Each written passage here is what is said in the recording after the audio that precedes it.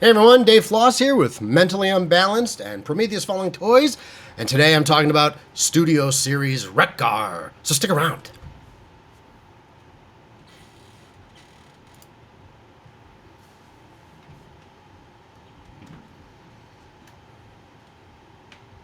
Hey everyone, Dave Floss here with MentallyUnbalanced.com.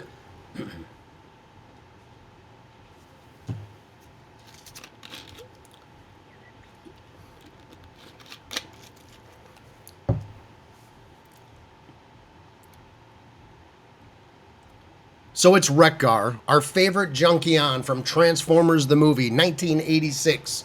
And finally, we get a Studio Series version of this character. So today we're going to talk about Wreck-Gar, our favorite Junkion, voiced by Eric Idle in the movie, and later immortalized through multiple comic books and the later on Transformers series, the one who talks TV. And I'm very excited, actually, by this. Because it's one of the best Wreck-Gars I've seen. And I will say that overall, the Studio Series, Hot Rod, Blur, Cup, Scourge, I've been really, really happy with the 1986 movie Studio Series. Even the Cyclonus. I'm so excited I get choked up.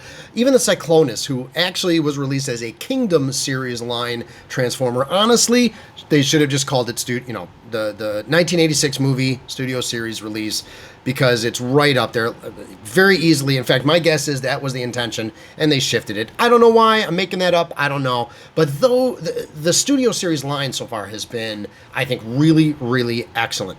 And looking at Wreck-Gar here, I think we get a really good idea why, right? As for the Studio Series, between the $20 kind of smaller figures, your Blurs, your Cups, then you start getting into the $30 range all the way up to some of the more expensive ones. The Grimlock, for example, another excellent Studio Series figure that came out. Just looking at the figure, I think, for what it costs, this is an awesome looking figure. And I don't want to overlook the fact that I'm using the background from the box it came in, which all of the Studio Series 86 movie figures come with these really cool little mini dioramic backgrounds in the box that you can also use when you display them. So that's what I'm displaying him on here. I'll throw up some pictures in a moment of the alt mode. And, what I try to do is save you and me a little bit of time in the edit room by not trying to transform them right here on the screen in front of you. But the alt mode is equally impressive, to the point where I'm dying to get a second, so I can have one in alt mode and one in robot mode, riding the motorcycle. But look at the face, look at the arms, the wheels, the added details of the spikes. Let's turn it, if we can, just a little bit here, also to get some detail around the axe. See if I can get that. Come on, baby, focus.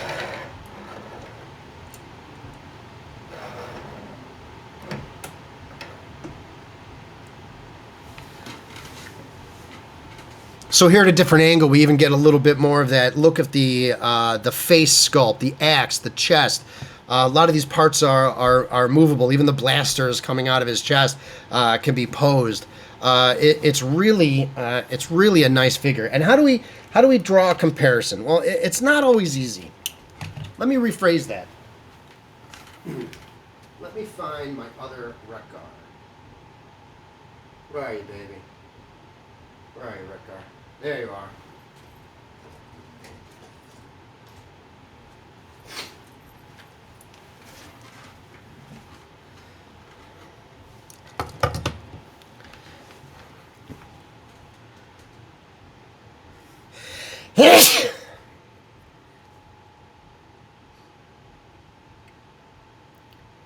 So how do you draw a comparison, right?